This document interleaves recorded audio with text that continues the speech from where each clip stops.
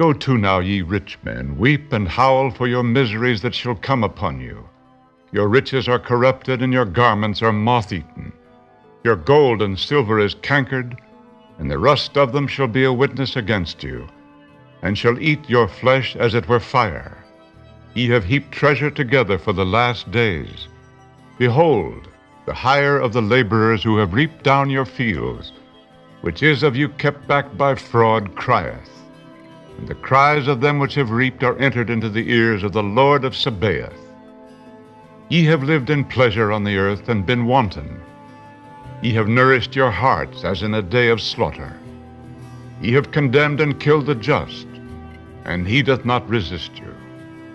Be patient, therefore, brethren, unto the coming of the Lord. Behold, the husbandman waiteth for the precious fruit of the earth, and hath long patience for it, until he receive the early and latter rain. Be ye also patient, establish your hearts, for the coming of the Lord draweth nigh. Grudge not one against another, brethren, lest ye be condemned. Behold, the judge standeth before the door. Take my brethren the prophets, who have spoken in the name of the Lord, for an example of suffering, affliction, and of patience. Behold, we count them happy which endure. Ye have heard of the patience of Job, and have seen the end of the Lord, that the Lord is very pitiful and of tender mercy. But above all things, my brethren, swear not, neither by heaven, neither by the earth, neither by any other oath. But let your yea be yea, and your nay, nay, lest ye fall into condemnation. Is any among you afflicted? Let him pray. Is any merry? Let him sing psalms. Is any sick among you? Let him call for the elders of the church, and let them pray over him, anointing him with oil in the name of the Lord. And the prayer of faith shall save the sick, and the Lord shall raise him up. And if he have committed sins, they shall be forgiven him.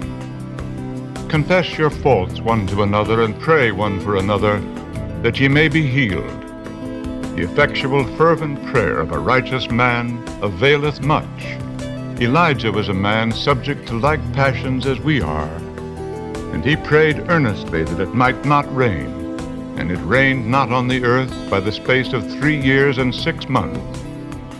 And he prayed again, and the heaven gave rain, and the earth brought forth her fruit.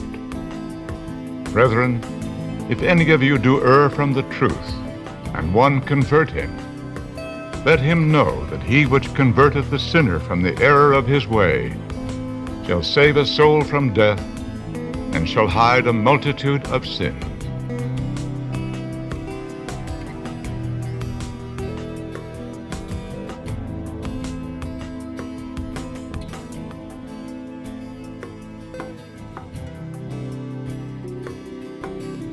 Hello and welcome everybody to our next edition of this wonderful little book, The Divine Program of the World's History by Albert Close. Today we are on page 28 and under the subtitle, Rome Pagan Succeeded by Rome Papal. And where have you ever heard that in a church or any other institution in this incredibly odd world we live in today by the standards of history? You know, it's really odd, you guys, Daryl and Jörg, when we grow up in this world and we're taught the things of this world and we're given the Bible, that no one ever really sits down and explains from the position of the Bible. They only explain from the position of, well, this is how you make money in the world, and this is how you get a good job, and you got to be making as much as you can, and you got to sell out all you can and just do, and they don't ever tell you anything about the Bible. You got to figure that out for yourself, don't you? Yeah. But anyway, I'm just off on a rant here. I'm joined here with my wonderful brothers in Christ, Daryl Eberhardt there in Pennsylvania, and also Jörg Glismann in Belgium, all the way from Belgium in Europe. So it's just amazing to have this study going on and continue. And I'm very, very grateful for both of you. And I just want to open it up to whoever has, Jörg, would you like to take it from here? And let's get into this. I just wanted to give Daryl the possibility because he's the elder. I wanted to give him the word. Sure. Please, Daryl. I could say rub it in. No, I'm just respecting you, brother. No, I know, Jörg. I know you are. And I'm feeling every one of those 71 years this morning because we still have a bunch of snow on the ground. Winter's tough, man. It's tough. This time of year is so stressful, you know. And in my neck of southwest central Pennsylvania, I'm not too close from the summit of a mountain. And so we're having one of a little bit more typical of about 20 years ago winters, where the snow is probably going to be on the ground most of the year, and the moisture that's in the air because of the snow on the ground and the near constant rain, freezing rain, snow, and then snow on top of it, and then more freezing rain on top of it, and etc. It keeps the humidity level up pretty high, which kind of has a very bad effect on my stroke side, the side that was totally paralyzed, and thank God a good bit of it's come back, but it still makes, whenever the humidity's high, it makes movement so much harder because that stroke side, the right side, which is my dominant side, that arm and leg are a lot more harder to get moving and drag around the house, etc. But I'm thankful to God that I can walk. And as already mentioned, Bret did, I'm thankful too that I'm able to be on with both of you and to be able to review some very important history, and also, as we always try to do, is promote Bible reading with if you're an English-speaking person, the correct Bible, the Old King James, because there is a difference, folks, between the Old and the New King James, including on the manuscripts that they use for their translation. So we'll just leave it there. The best Bible for English-speaking people is the old, what they called the authorized. Many times they use the 1611 authorized version, but the authorized, the Old King James Bible, is the Bible for English-speaking people to use. So we want to promote the Bible. And we do promote people like we're going to do today. I mentioned Dr. Ronald Cook, and we will be talking maybe a little bit about him later. He's written two great books that I just got my extra copies in the mail, and Bret's looking for his because we had his dear wife, Sharon, mail those out to me anyway, that I got them, I think, a little sooner than what Bret's going to get his. But Dr. Cook has written many materials, but this over 700 pages of two books called Antichrist Exposed, and they get into what the Reformers and the Puritan scholars and that all said about the identity of the Antichrist. And they nailed it down, folks. They didn't agree, the Reformers didn't agree on everything, but there was one topic that they all agreed on, and that was the identity of the Antichrist. And they all correctly identified the identity of the Antichrist as being the office of the papacy. And he's got a picture on each of these books, and maybe Jörg knows. I'm guessing that these are drawings of Ridley and Hugh Latimer, because you got a picture of two men being burned at the stake. And, of course, Hugh Latimer and Nicholas Ridley were burned back to back at the stake. One of the reasons being is that they correctly identified the office of the papacy as the Antichrist. But again, the subtitle of this two-book set of over 740 pages, I believe, called Antichrist Exposed, the Reformed and Puritan View of the Antichrist. Just quote after excellent quote. And I think on the one YouTuber we did the one time, one us read that H. Grattan Guinness quote that's on the back. That's a great quotation. Maybe we can do that quotation sometime during this. But we're going to go ahead and look at Albert Close's book. And again, I've got that up right in front of me. And Albert Close wrote at least, I think, 3 different good books, and I've got 2 of them. And this is one of them, and the other one is the Jesuit Plots from Elizabethan times to, I think, modern times, something like that on the title. And because of men like that, and men who have gone before us, like Patrick Hamilton, Jerome of Prague, Jan Hus, there are just so many, and many of them gave their lives for biblical truth. So we're following in some very, very, very, very brave men and women. We're women that, like Anne Askew and others, that were martyred for their faith in the Lord Jesus Christ and biblical truth. So good to be on with you guys, and let's get the ball rolling on Albert Close once we get the rest of the introduction in here. And thank you both for including me in this. You're welcome, Daryl. Thank you, Daryl, for coming along with us here. And I just want to say, when you started on the weather, well, I don't want to make you jealous, but we have about, I think, 50 degrees, 52 degrees outside, sun shining all day. I'm very sorry to tell you that, but we don't have any winter. No. That is probably because they want to sell us the global warming, you know.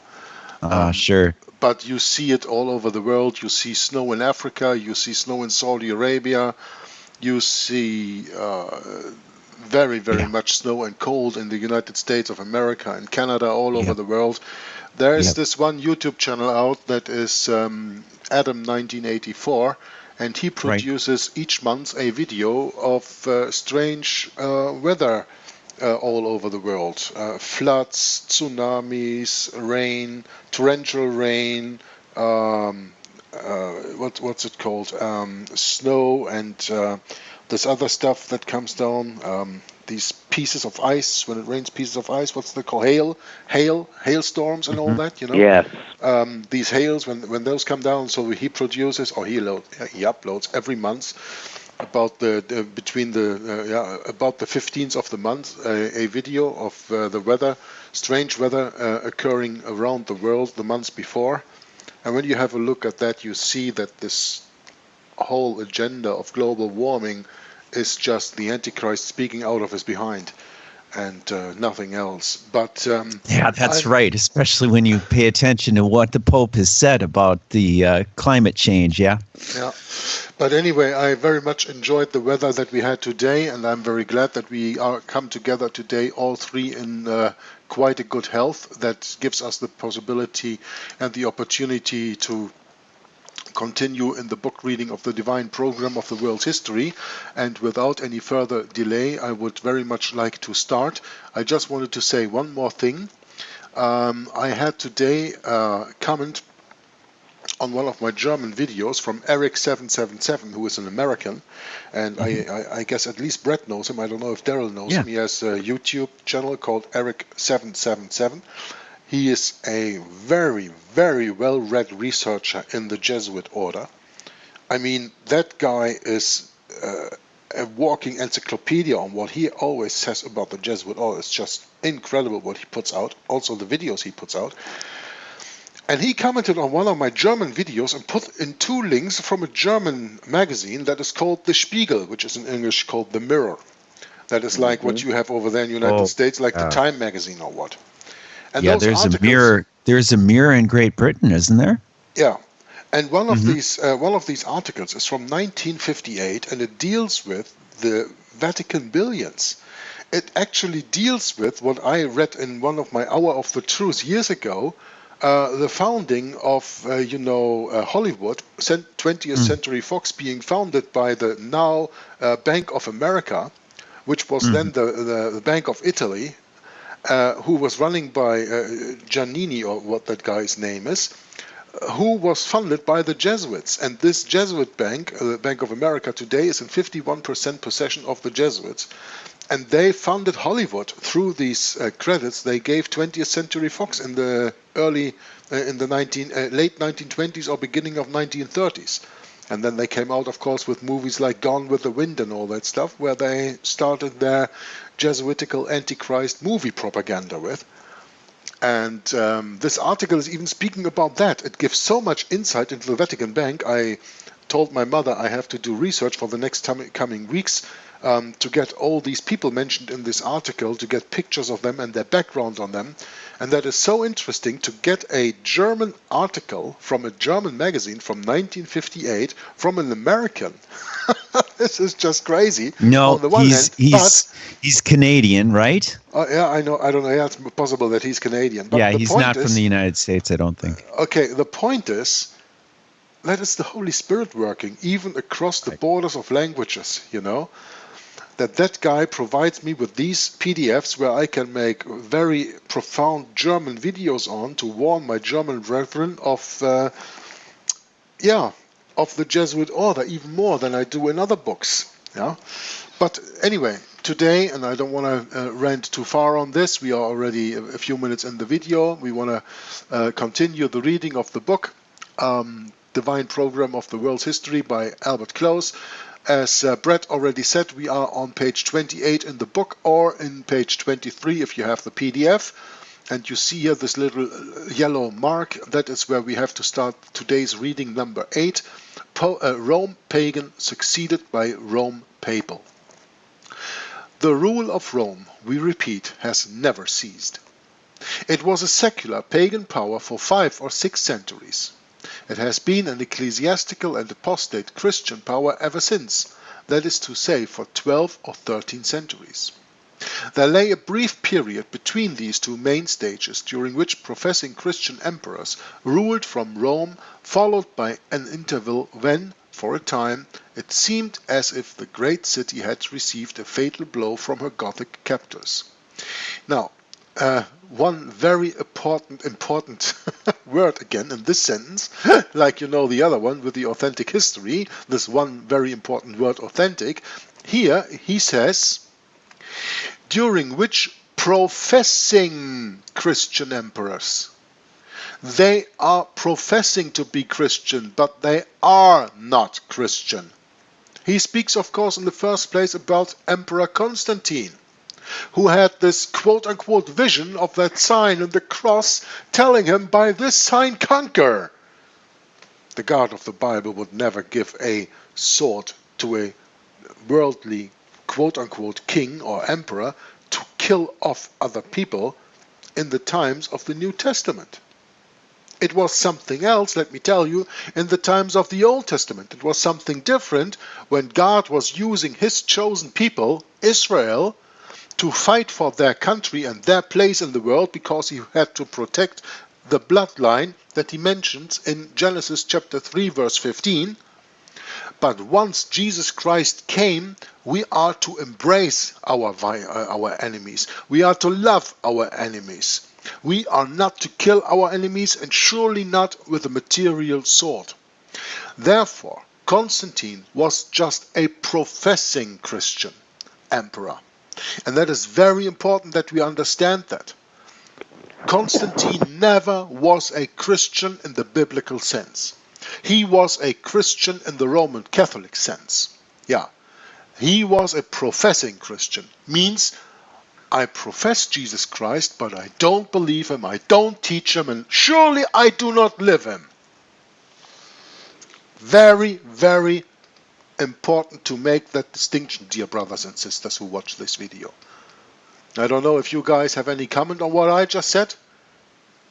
I agree 100% with what Jörg just said, and people who have studied, secular historians who have studied Constantine, see no indication that he was anything other than a pagan, that he is alleged, supposed a conversion to Christianity was, as Jörg pointed out, it was with his lips only. There was no indication from history that this individual, Constantine, ever was a real Christian and ever acted like a real Christian.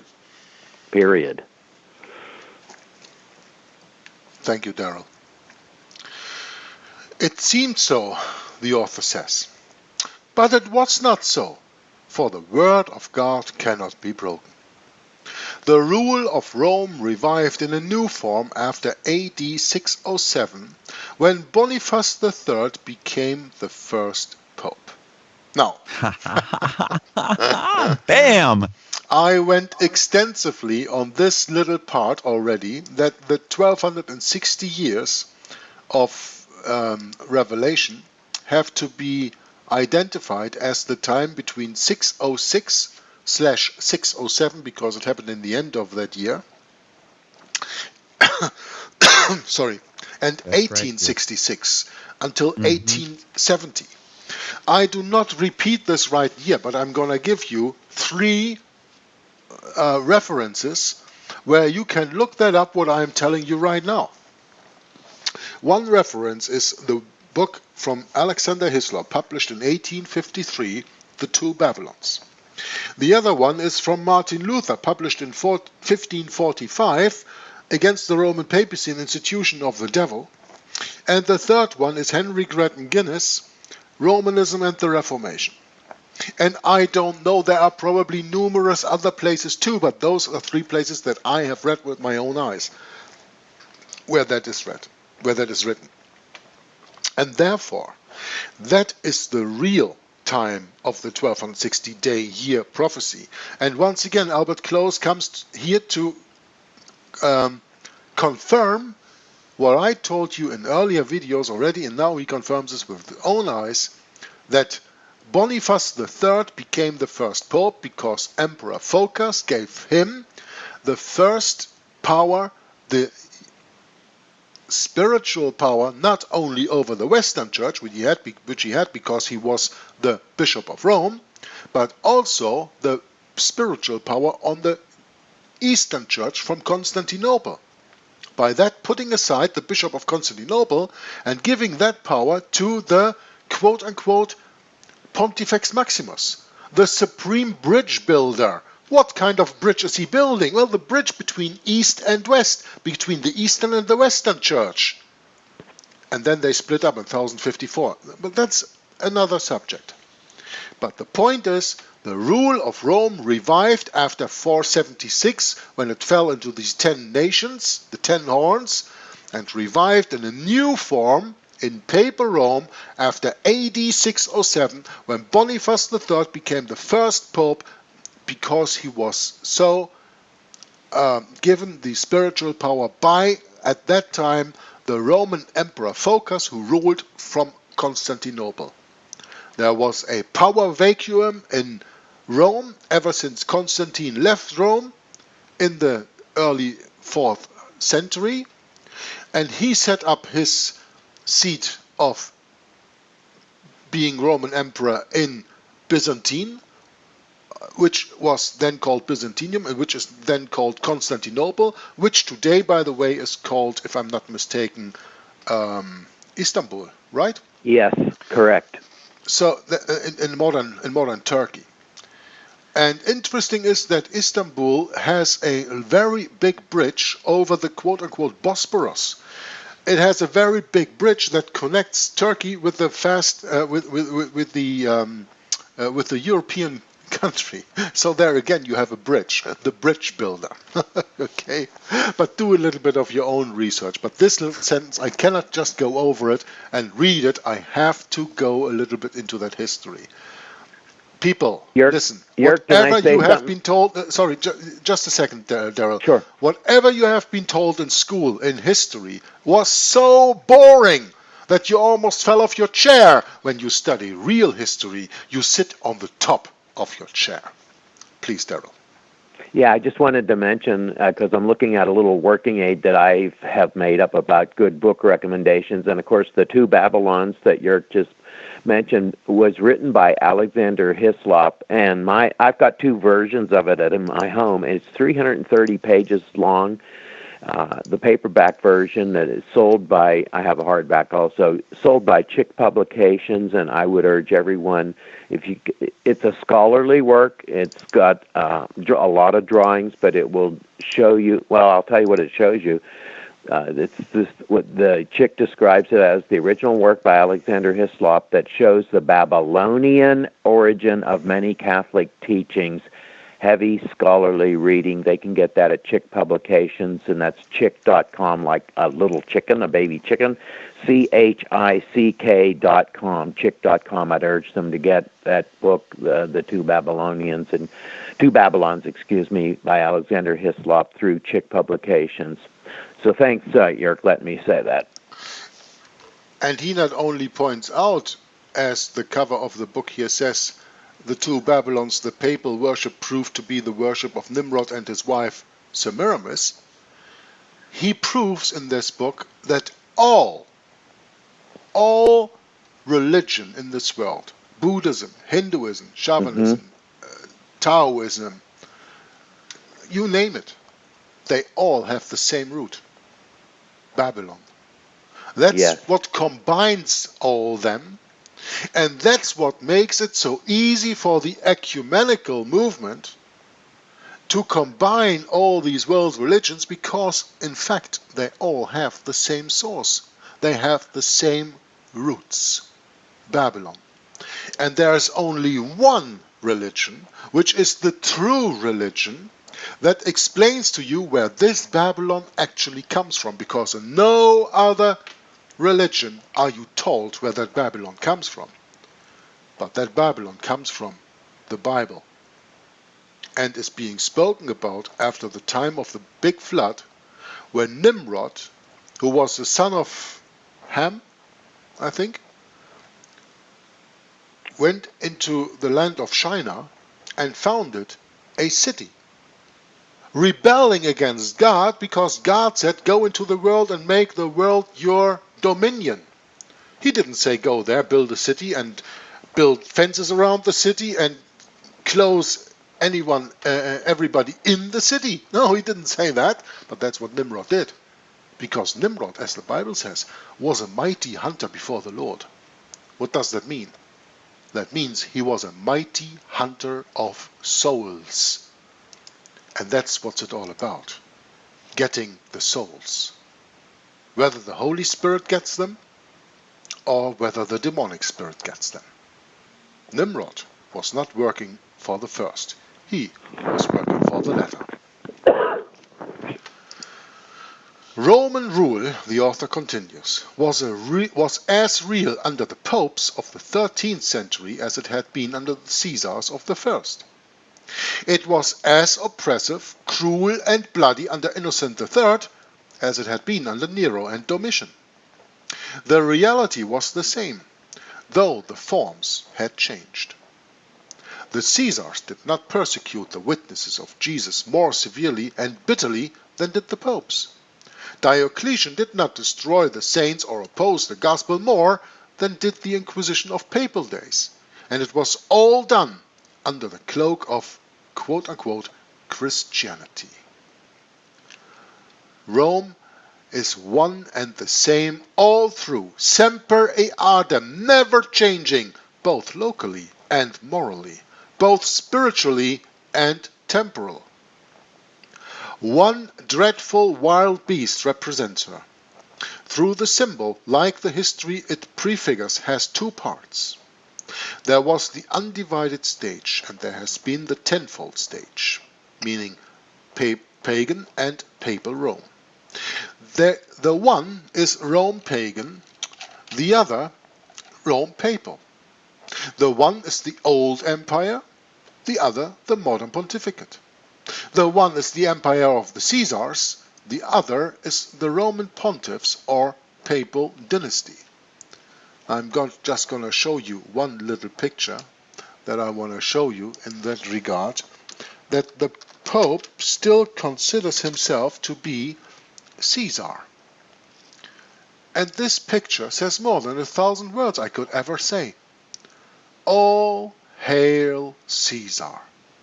Because Antichrist, Pope Pius IX, who has the longest ruling pontificate in the history of the popes, all 266 of them that were there, even though we know there were less popes, because we have to start with Boniface III, as we just learned, and not all the popes the Roman Catholic Church counts. But this Antichrist, Pope Pius IX, ruling in the 19th century, more than 30 years, in his discourse on page 253 said, quote, "The Caesar who now addresses you, and to whom alone are obedience and fidelity due." That means the Pope is Caesar. The Pope is the spiritual veil he hides behind the position of the quote-unquote leader of the Roman Catholic Church. And on the other hand, he is the leader of the Vatican, of the beast, of the political power, of the temporal power, of the fourth beast of Daniel. Okay? They even admitted themselves. Pope Pius IX said, "The Caesar who now addresses you and to whom alone are obedience and fidelity due." So this means that from the horse's mouth itself, the Pope is Caesar, whether you like it or not. The power of the papacy to still interfere in the affairs of European nations, notwithstanding its direct temporal power, has been taken away since 1870. Here we are again. 607, as you read here. Here. Just won't get color. 607, just mark it. And 1870, right here. That's 1260 days, years. Now, let's not quibble about the 4 years missing in there, because it's actually 1866 and the time after that. And in 1870, the Vatican has been taking away all its temporal power, as the author says here, has been strikingly demonstrated during the Great European War, which broke out in August 1914, speaking of the First World War. Because of the intrigues of the German and Austrian Jesuits at the Vatican, the British government claimed that it was compelled to send Sir Henry Howard as a special envoy to checkmate Austria and Germany at the papal court. Sir Henry Howard receives a salary of £3,600 per year, whilst Admiral Beatty, the victor of the North Sea battle, receives but £1,500 a year. Now, it is almost a little bygone that you read the sentence, because of the intrigues of the German and Austrian Jesuits at the Vatican. Those are the real founders of the war. Those are the real powers behind it. Not the German people, not the Austrian people, not the Italian people, not the Turkish people, not the American people, not the English people, not the French people. The Jesuits. The Jesuits behind every country. Because in their oath they say that they will do everything to stir up war and intrigues in every country that they are, even to the extent that they go against their brother Jesuits who may be engaged on the other side secretly. They control always both sides. And to be more specific, to the ones who don't understand plain English, they always control all sides. The papal little horn's dominion has been taken away in 1866. But his dynasty, meaning and speaking of his spiritual power, is still a tremendous power for evil and mischief. A dynasty frequently remains long after the crown has been lost. There are kings in Europe today who have no kingdom, meaning the King of Portugal, for example, the Bourbon King of France, and last of all the Pope.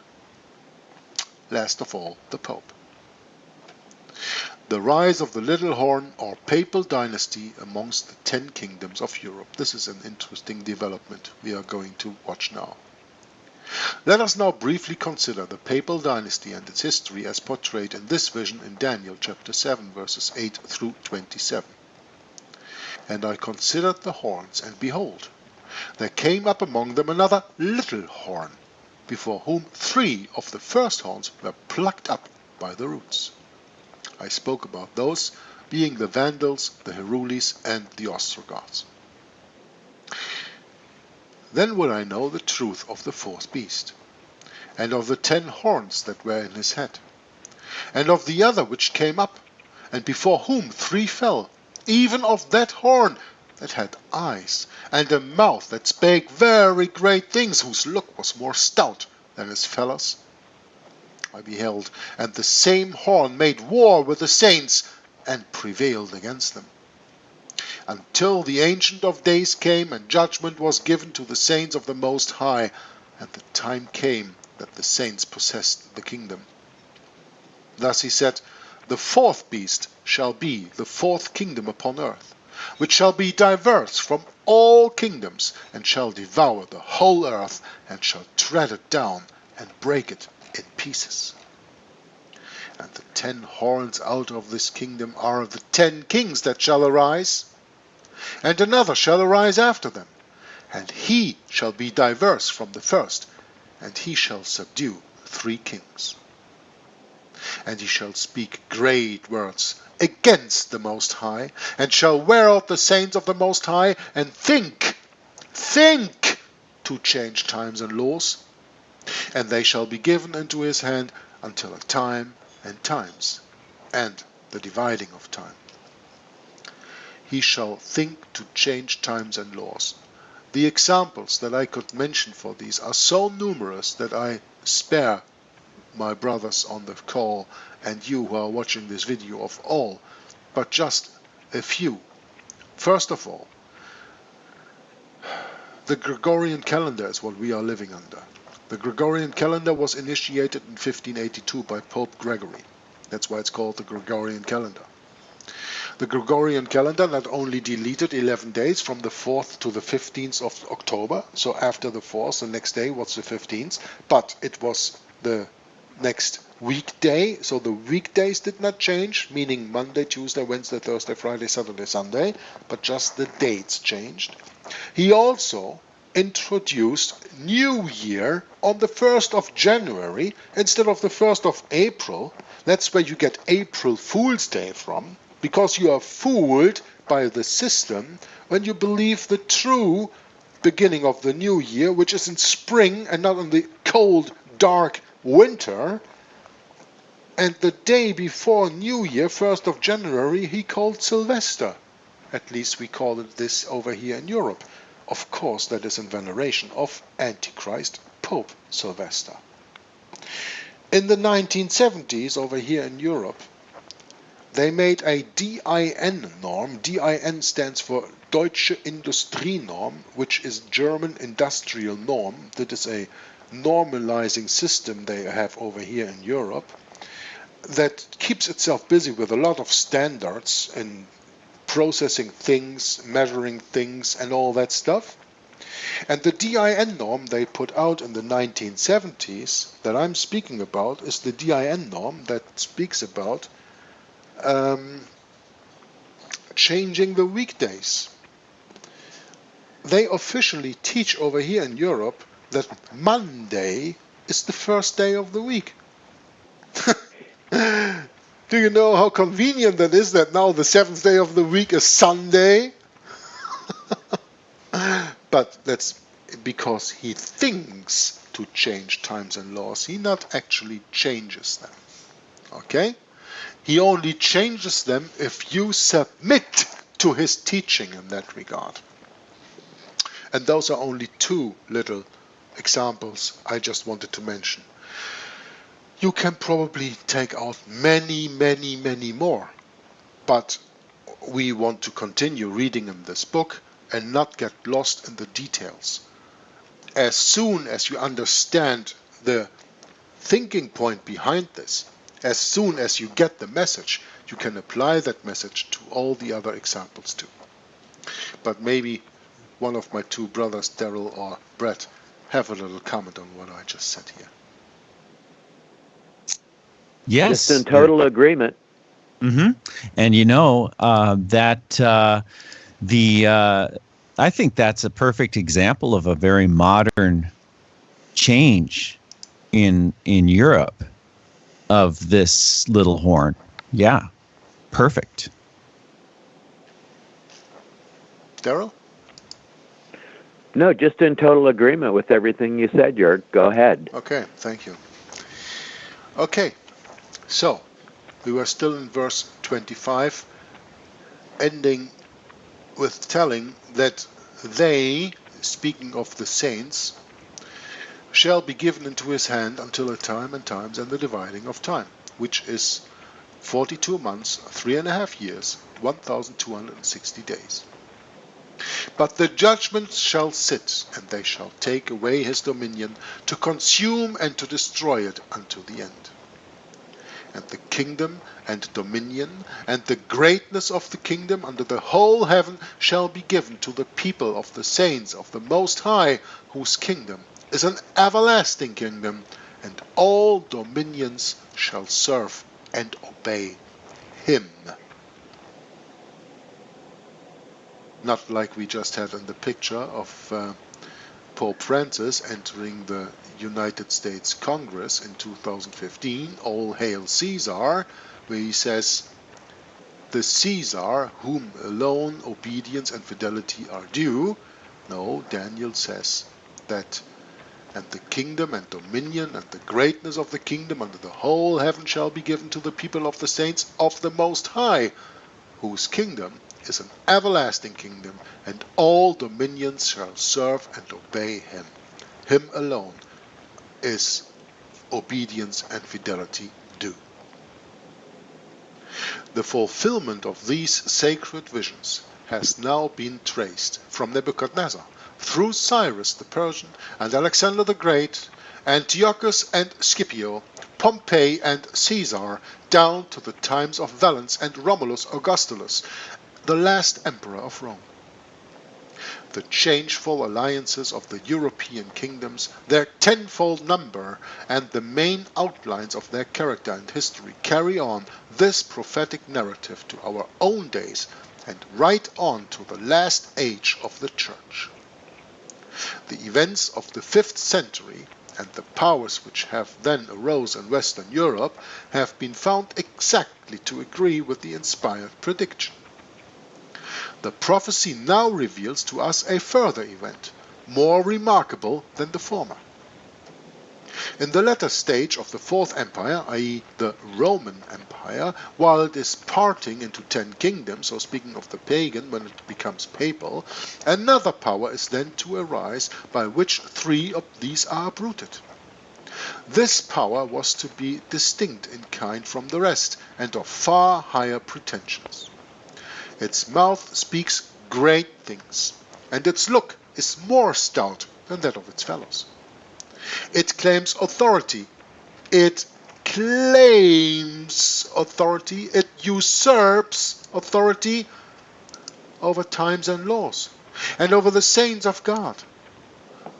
The course of the prophecy leaves us here scarcely any choice in our judgment of its meaning. You know, this last sentence I found very profound, very interesting, and too hard to just get over it. It claims authority over times and laws and over the saints of God. It claims authority over the saints of God. He steals from God what belongs to God. It is God's creation. The saints are God's people. But the Antichrist claims authority over these saints. He doesn't have it, but he claims to have it. And if they don't submit to his authority, they are killed, persecuted. They are JFK'd. They are tortured. They are inquisitioned. They are made 1 head or 2 head or 3 heads shorter. They be cut in half. They be flayed. They be slain. They be tortured, they be killed in all possible ways. because he claims to have authority over the saints of God. But a true saint of God will never surrender to the authority of a mere man, and surely not to the authority of the Pope of Rome. So this power claims the authority, but he will never ever get it. The course of the prophecy leaves us here scarcely any choice in our judgment of its meaning. This unknown and mysterious power was to arise amid the 10 kingdoms of the Western Empire soon after that empire passed away. It was to have a distinct seat and place in the body of the Fourth Empire, speaking of the Roman.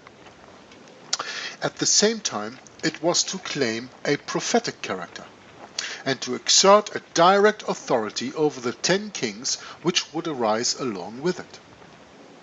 Daniel's foreview was a distant one in the days of Belshazzar, too distant altogether for detail. No artist paints the sheep on the hillside if the hill be 50 miles off. He may sketch its bold outline, but he omits minor detail. So Daniel's distant foreview, dating from 2,500 years ago where we are now, or 600 BC, shows the two great sections of the Roman history, the undivided military empire, think of the Jesuits who are regimini militantis ecclesiae, followed by the commonwealth of papal kingdom, the latter as truly Latin in character as the former. And he shows the end of Rome at the second advent of Christ, but he refrains from encumbering his striking sketch with confusing political details.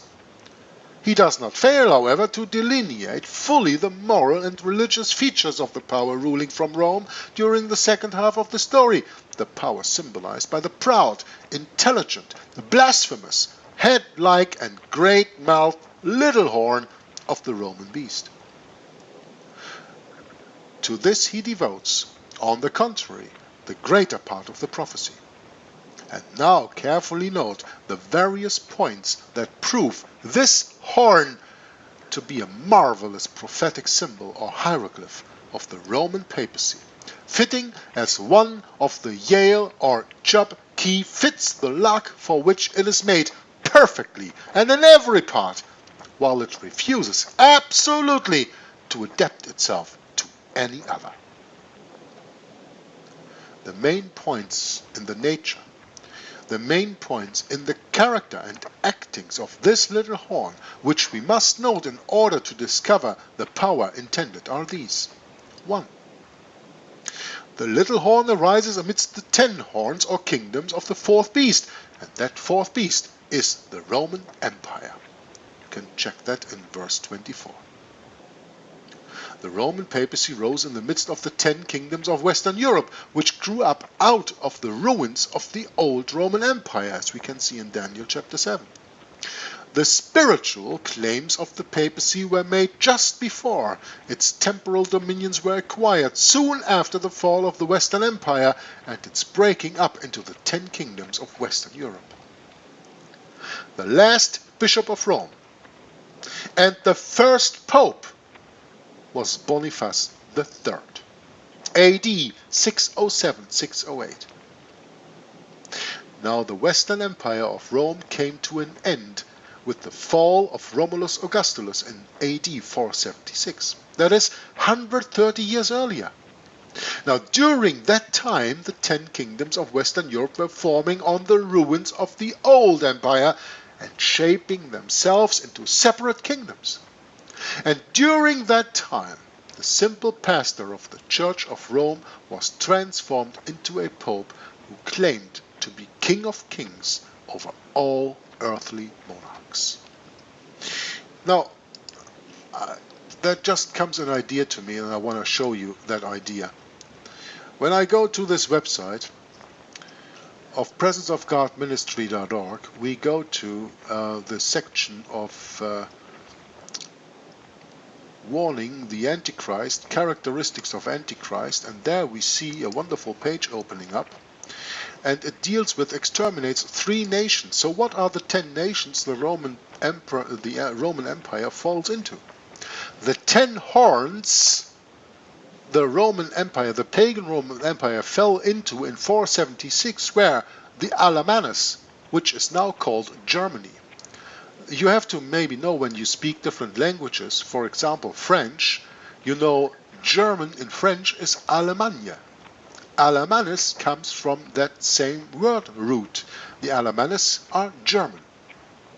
The Visigoths, which is now called Spain. It's number 2.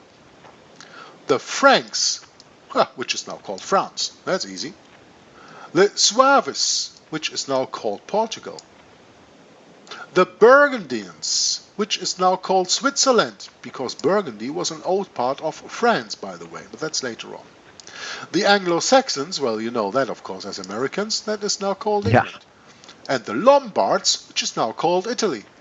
And then you had 3 others you probably have never ever even heard of.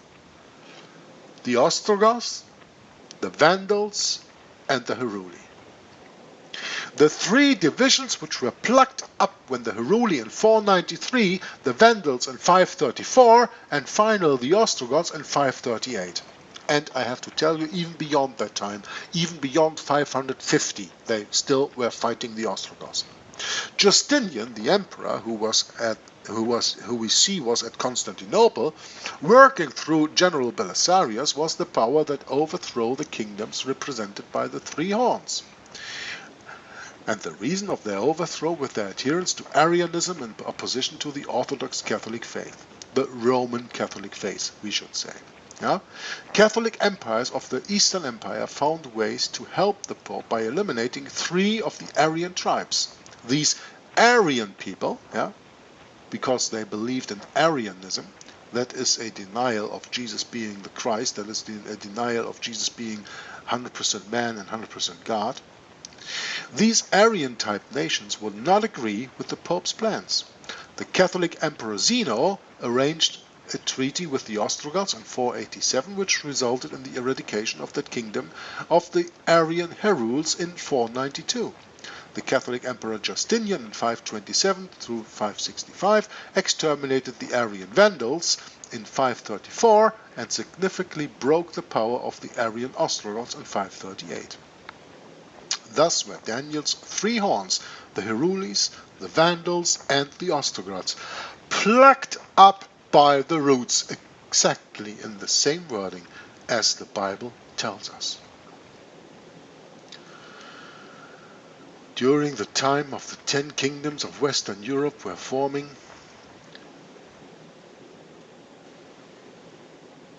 on the ruins of the old empire and shaping themselves into separate kingdoms, and during that time the simple pastor of the Church of Rome was transferred into a pope, who claimed to be King of Kings over all earthly monarchs. The horn in part resembles the other, being like them a horn of the beast.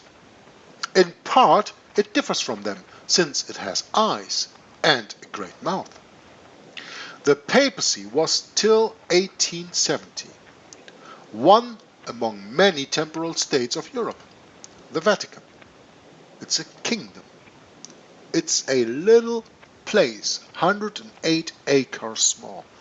But it was until 1870 among many other temporal states of Europe, one of them. It is the only one which claims in the name of God a spiritual authority and universal, speak Catholic, dominion over all earthly monarchs. The little horn is diminutive in size. The papal dominions, or the states of the Church, have always formed one of the smallest states in Europe. You can go through these and you will see Verona, you will see Venice and other little papal states, papal cities that were papal states, and you will always see they were small. And today you have the smallest kingdom in the whole world, the smallest country of the whole world, ruling them all. 108 acres of the Vatican. I think I have an interesting picture of that. Let me just see if I can find that easily when I use the word Vatican. I'm going to type it in German because I think it's a German picture that I want to show you.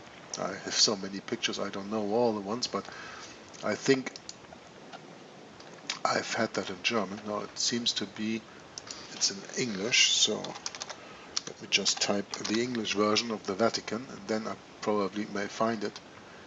It's a very interesting picture to see, if I can find it. If I cannot find it, then just excuse me for babbling on about this, but it's such a picture where it shows how little the Vatican actually is. How have we all come to subdue ourselves to this little nation state? You know which picture I mean, right, Bret? I do. Have Possibly. Possibly. I'm not sure, since you're saying it's German, if I've seen I'm it. not sure if it's German or if it's English. That's why I'm looking for it in English now. I didn't even see it in English. Is it the one from 1929? No. No. I don't. It's just, how have we become? You used this in one of your videos. Oh, sure. Yeah. How is it that we all adhere to this little kingdom there, and then they show this in the map, how small the Vatican actually is. That's right. That's right. And it shows the border. Yeah, and that's the one that I'm looking for here. I don't have it. Maybe you can look in the meantime on your computer if you can find it, because you put it in your video. Oh, sure. I just don't find it here anymore, but I think it is very profound for our very listeners. Fitting, and yes. It was very fitting, to have a look at that.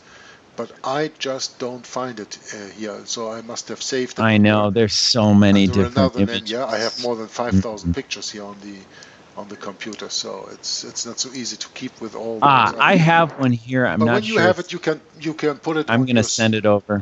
Yeah, send it over. I'll put it on the screen and share the screen with you. That's also possible here. Yeah, here. Let me just. Boy, I am technically challenged this morning. Are you? Yeah, a little bit. Trying to go through. Okay, I'm almost there. Okay, there we go. Now I sent it. There you go, brother. Should be arriving shortly. Yeah, I got it here. Is yeah, that but that's not the picture that I meant, because this makes it clear, but you don't see the outline of the rest of Rome and all that stuff around. You had this one picture where you said, "How come we all adhere to this little state?" and then pointing and big. I remember on that it. video. Yes, I do. You know what I mean. Yes, I do. But this gives the people at least a little idea. I'm sorry. There's just so many images of this floating around that it's easy to make profound statements like that and then just get lost in the rest of the study. Well, we don't have that much time to go anymore on our broadcast. I will just continue, and when you find in the meantime that picture, just send it over and I can put it in here. Okay? And if not, it's lost. Forget it. I'm never going to find it. Then it's for another time. Don't matter. Yeah, I think so. Anyway, the author says the little horn is diminutive in size. The papal dominions, or the states of the church, have always formed one of the smallest, the smallest states in Europe. At least the Vatican has. Now, the little horn's nature, different from the other kingdoms, though in some respects like them. It was a horn, but with eyes and a mouth. It would be a kingdom like the rest, a monarchy, but its kings would be overseers, or bishops, and false prophets. Now you know where you got your word Holy See from, an overseer. Huh? In modern times, as in past ages, the eye is symbolic to the office of oversight, meaning of the work and dignity of an overseer of others. By the eyes of this little horn, it was signified that this little king, little, petite, so far as his temporal dominions were concerned, yet he would claim the office of overseer of the whole 10 great kings or horns. Taking the title bishop in its original sense of overseer, the whole emblem, a horn with eyes, would most accurately represent a bishop king. Besides the eyes, there were the mouth, by which great things were spoken against the Most High, that is, blasphemous, in the claiming to exercise divine prerogatives and powers, and of arrogating divine titles, though only a sinful man. The Pope said, "I can do almost all that God can do." Look that up. It's an official quote. Does not the papacy fulfill every one of these features? Everyone? Not the majority, not a part, no, everyone? What other ruling monarch of Christendom ever pretended to apostolic authority or ruled 10 kingdoms in the name of God? Does not the Pope dress both in royal robes and in priestly garments? Does he wear a crown? Yeah, and a triple tiara to show that he reigns in heaven, earth, and hell. Does he wield a scepter? Nay, but a crozier or crook to show that he is the good shepherd of the church. Do his subject kiss his hand? Nay, but his toe. Have a look at the toe of Jupiter, which resembles Peter, which resembles God in the Roman Catholic Church. Take a look at the statue of Peter in the Vatican and his feet. Do his subjects kiss his hand? But they kiss his toe, they kiss his feet. Verily, this power is diverse from the rest, both in great things and little. It is small in size, it is gigantic in its pretensions. It is, or was, for centuries, one among many temporal kingdoms in Europe. It is the only one whose ruling head claims spiritual authority and dominion as a bishop king over all 10 kings of Western Europe, and, in fact, over all the monarchs and kings of the whole earth. In a little footnote, the author tells us that in Daniel chapter 2 may be said to have been a small-scale chart of the whole future history of the world from Daniel's day to the second coming of Christ. Daniel chapter 7 and the book of Revelation are the large-scale detailed charts in the world's history.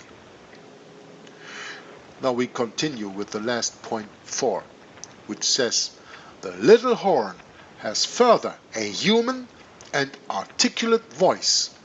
Its mouth speaks great things against the Most High, blasphemous words. So also the pretensions of the Roman See are distinct in kind from those of temporal rulers. It claims a character as far superior to theirs as man to the irrational beasts, and professes to be an infallible interpreter of the will of God." An infallible interpreter, because when the Pope speaks ex cathedra, he speaks infallible. That's Roman Catholic teaching put into written Roman Catholic canon law in the Vatican Council in 1870. And with this, I'm going to end the reading for today, and looking forward to the 2 closing comments of Brother Daryl and Brother Bret. Please, Daryl. Again, good to be on with both of you and covering a very, very important book by Albert Close. And again, he's written at least, that we know of, 3 very good books, maybe more. And so, again, just an honor and a privilege to be on with both of you, trying to get truth out to folks. And as we know, a lot of history has been erased by Jesuit-controlled papal Rome. And this history needs to be brought to the fore. And again, the we need to promote, again, the reading of the Bible, because that's by far the most important book in the world. It's the operating manual for the human soul, and again, for English-speaking peoples. Make sure that you get a copy of the old King James Bible and study it. And that's where we have found a lot of great truths about prophetic, the prophecies in the Bible that are contained in the book of Daniel, contained in the book of Revelation, and that very clearly show who this Antichrist of history is. And it's very, very clear that the office of the papacy is the historic Antichrist.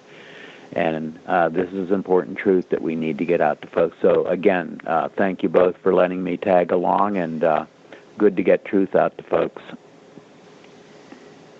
Thanks, Daryl. Wonderful. I just love the reading you're doing here, Jörg, and it's just great to hear this suppressed history of the true spirit of Protestantism. The protest. Protesting this infallible claim that he thinks to change times and laws. He doesn't change them. He only makes us obey, his will, and thereby usurping the power of Christ Almighty. So, yeah, it's just wonderful to keep the study going, and really looking forward to continuing next time in the Pope's blasphemy, great words spoken against the Most High God. And that's exactly what happens today. It still continues. The blasphemous Pope continues. And we see his office crumbling after 5 years. And the word's out that, he's, if he can't make things happen for the Roman Catholic Church, then he needs to step down and someone else needs to come in. And we're in a really strange part of history right now. And we'll see what happens here, brothers. I'm just as concerned as anyone else as to the times and seasons we are living in biblically today, because it seems to me that most everything's been fulfilled, and we're just waiting for the hammer to fall from this papal usurper of Christ, because at his stroke of his pen, he can order tremendously evil things to happen. And it might not even be Pope Francis that will do it. He might even step down. We don't even know what the future has in store, but it sure is very tense right now.